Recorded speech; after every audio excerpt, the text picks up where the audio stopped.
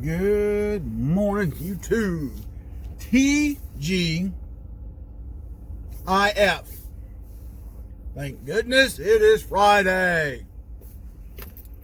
Yep. Thank goodness it's Friday. Been a short week though. That's a good thing. Hope everybody's doing good today. A little dark this morning. It's kind of overcast and cloudy this morning. Not quite cold enough to snow. It's kind of like hovering at that temperature where it feels like it's going to snow. You can feel the dampness in the air, but it just lingering up there in the clouds. Which, you know, when I get home today from work, if it wants to do all that, it can. But anyway, folks. Oh, so a little bit of fun Friday. We're going to talk about the branches of service. Oh, this ought to generate some comments, I'm sure. As y'all all know, I'm Army. It's in my blood. Second generation.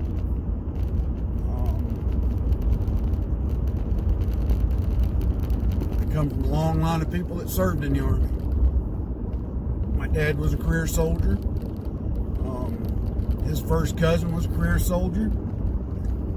Oh, unique there because they're both born on the same day, the same year, just on opposite ends of the country. They were both born in 1922, in July 10th to be exact. Uncle Harold was born in California, and Daddy was born in Tennessee. And unique about them, both of them had this gift, if you will, of memory. They could recall things that nobody else in the family could, right down to what the weather was on a particular day. It was kind of cool to see them talk. But anyway, long story short, Uncle Harold made a career in the Army. Daddy made a career in the Army. My grandfather on my mother's side was with the National Guard here in North Carolina during back it up. He joined the Guard, I forget when, prior to World War I. A lot of people don't know this, but several National Guard units from the various states were called up when General Pershing was tasked to take a force into Mexico. That's right. My grandfather's unit was one of those units that was tasked and went to Mexico on the hunt for Pancho Villa. Shortly after their return, they got orders to go to France as part of the Allied Expeditionary Force when the U.S. got involved in World War I. This is a kind of unique thing there for my grandfather.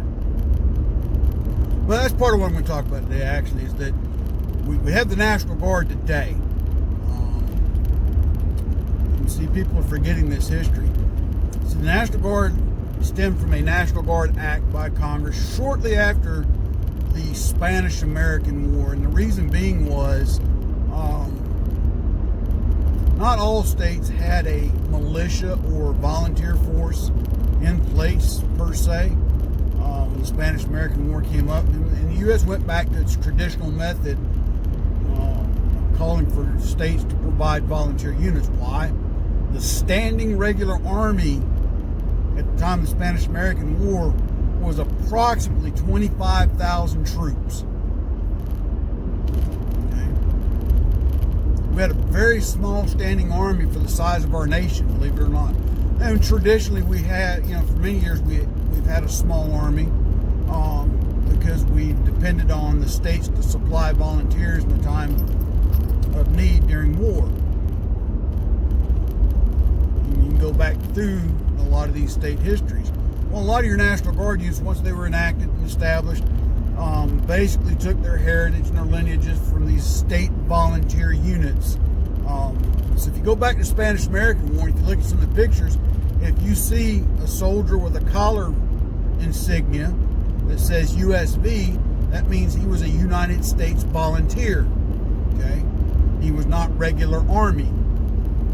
The regular units would have their branch of service insignia: crossed rifles for infantry, crossed cannons for artillery, crossed sabers for cavalry, the castles for engineers. So those are kind of the four primary branches.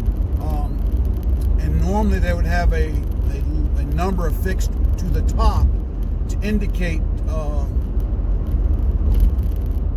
I'm telling a lie, affixed to the bottom of the insignia to indicate the regiment. And if there's a number on the top, you normally in today's parlance denote battalions. So actually back then it would have been on top, the regimental number affixed to it. Well, likewise, the volunteer regiments kind of had the same thing going on. They affixed to the top of their branch insignia.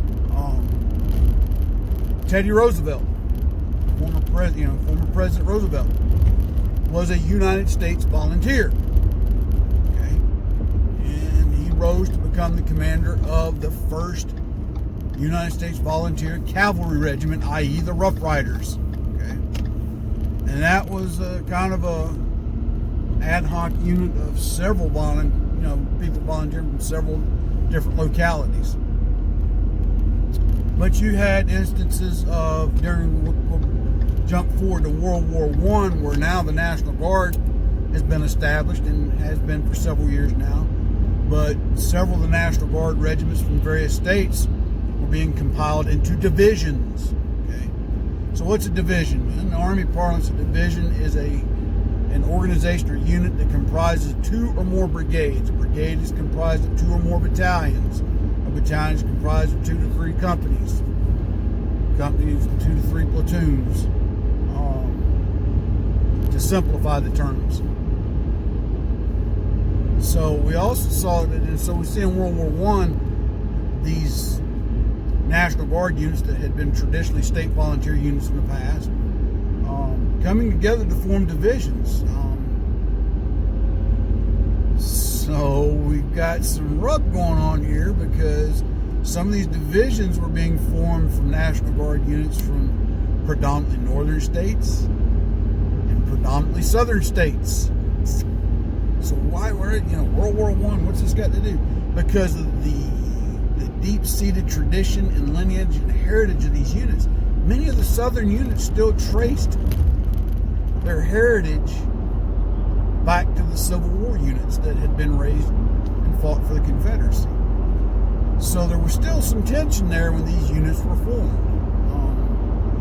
Mind you, during the Spanish-American War, a lot of those tensions began to heal, especially when you had several former Confederate generals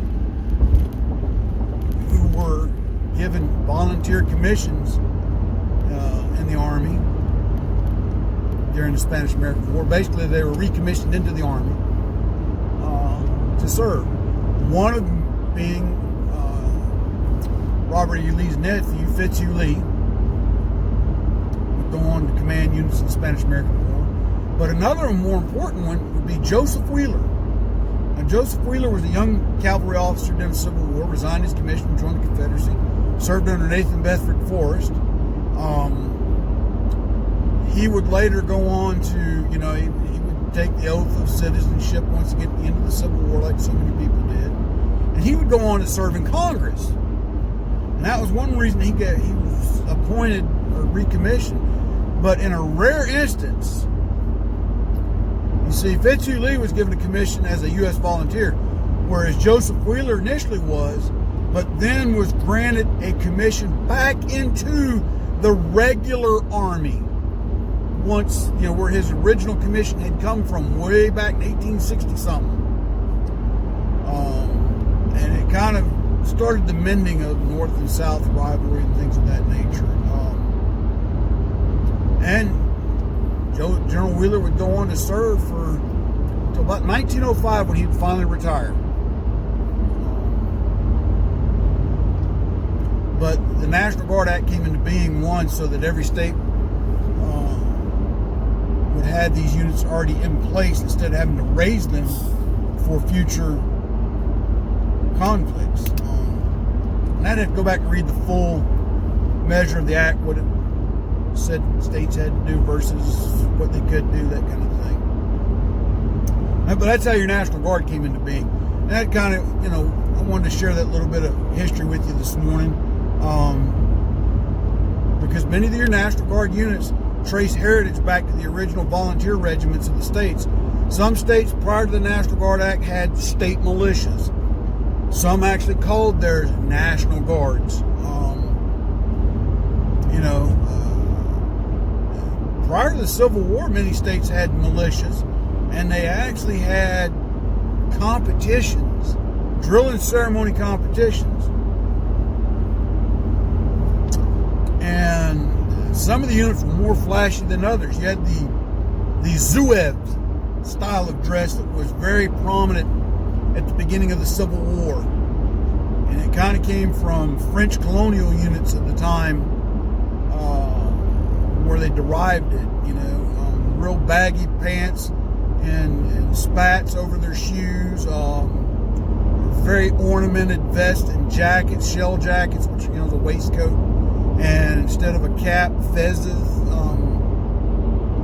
But these units would attend annual competitions nationwide, to see who would win these national drill ceremonies.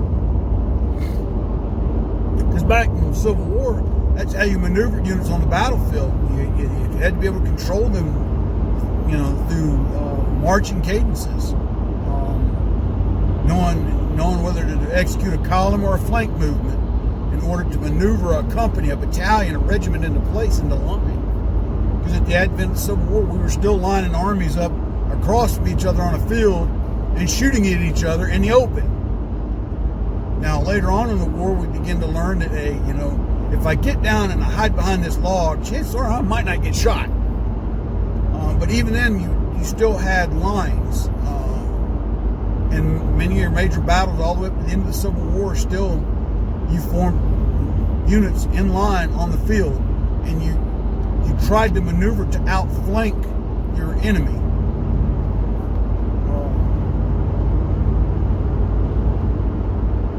So, and again, like I said, the whole thing, like I said today, is just kind of share a little bit of history with you. So if you got a National Guard armory in your area and you happen to see the sign out front that says 1st Battalion of the 454th Armored Cavalry Regiment, and I'm just hypothetical, I don't even know if that unit exists or not, go do some research on them, see what the whole history of that unit is. Okay, that's the other beauty about National Guard units. They carry a unique history, because not only have they served the nation, they serve the state from which they come from. And many of those have some history that goes all the way back to the Revolutionary War, the War of 1812, the Mexican-American War. Okay, so like I said, if you got a National Guard unit in your area, go check them out. Research the history on that unit. I'm not telling you go join the National Guard. I'm just saying, though, go check them out. You'd be surprised at the history of some of those units, what they've done, where they've been, what they engaged themselves in. A lot of them got some pretty fascinating history. They really do. Especially the more older units that have not really changed designations that much. So, and kind of give you a difference between regiments and brigades. Let me break that down to you too. Many of the units today have a regimental history, but the Army does not use per se the regiment as a tactical unit anymore versus a brigade as a tactical unit. We kind of adopted the British system in that regard, where the regiment, is a name only, I guess. Case in example, you take one of the brigades in, say, the 82nd Airborne Division. you might have 2 battalions of this one regiment and 1 battalion of another regiment. That's how the regiment's history survives. But the brigade itself is just known as a brigade. Now, the brigade might adopt a particular regiment's history as the overall, but technically it's not a regiment. A regiment is where your companies are in alphabetical order, you know, A through D, E through I. You know, A through D might be 1st Battalion. E through I, 2nd Battalion, etc. You get the point I'm getting at. Then you'd stand up additional headquarters and support companies for each battalion. That's the traditional makeup of a regiment. Regiment's wiped out, they're done.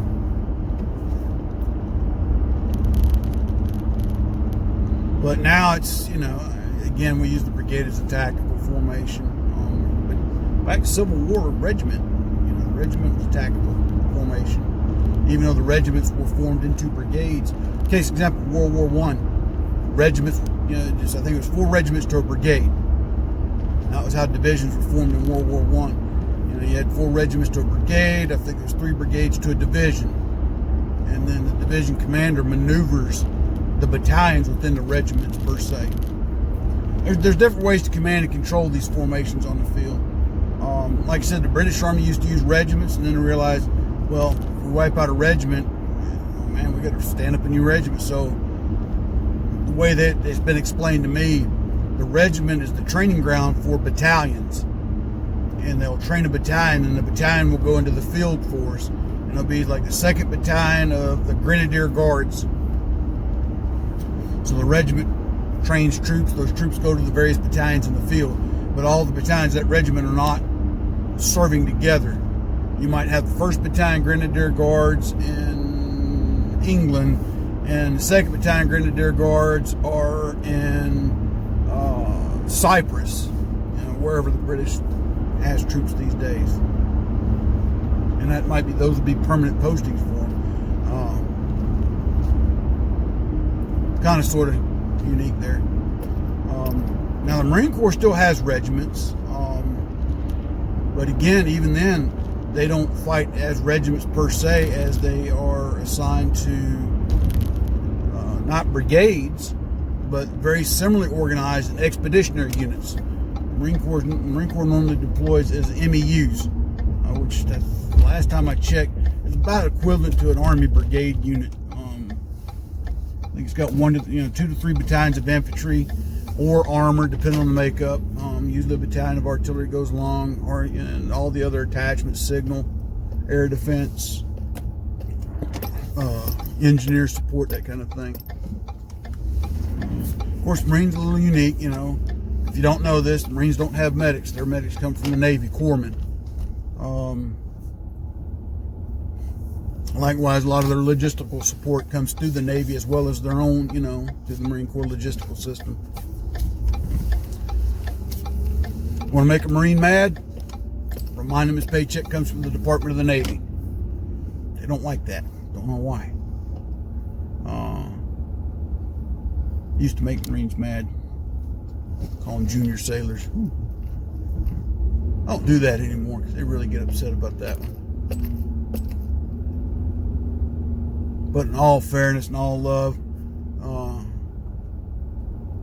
I got much respect for Marines. Their traditions and their heritage, they have not let anybody interfere with their traditions or their heritage for whatever reason, you know. And for that, I do truly admire them. All the other stuff is just, you know, joking around, having fun with them, inter-service rivalry, that kind of thing. And I like to have fun. And if Steve from Corsair Trainers is watching, I don't be watching today. I'm sure I'm going to hear something from him on that. But that's okay. Love him. He's a brother in arms. Good people. But with that being said, folks, I'm going to cut this off now. Got to get ready to go in here to work. I got to give these youngins a test today and see how well they do. Don't know if I'll get a video out tomorrow. Just depends on how I feel, because my back is still on fire today. If anything, I might do a video tomorrow and review some stuff for you that I've been meaning to do. But that being said, as always, just remember the charities that ask you to support. TunnelsToTowers.org, Pin Up for Vets, Valor for Veterans, Folds of Honor. Vendors that ask you to help out: Money Quick Pawn, Rayford Road, Fayetteville, North Carolina, Roberts Custom Woodworks, Unsung Patriot, and Black Bag Resources. Also get you some Black Rifle coffee. And if you like my poetry and ain't got my books, I've just reduced the price again. The links, all that stuff are available down below. Likewise, my t-shirts, sweatshirts, hoodies, Teespring links, all that's down below. So if you can, help an old soldier out, he'd appreciate it. You like what you get, and we'll go from there. But until tomorrow or Monday, whichever comes when I'm feeling better, God bless, take care. This old soldier out.